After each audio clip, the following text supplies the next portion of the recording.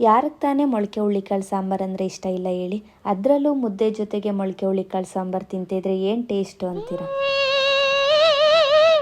ನನ್ನೆದೆ ಕೋಗಿಲೆಯ ಒಲವಿನ ಪಲ್ಲವಿಯ ದನಿಯಲಿ ವಿನೂತನ ಜೀವ ಭಾವಾನಿ ತಂದೆ.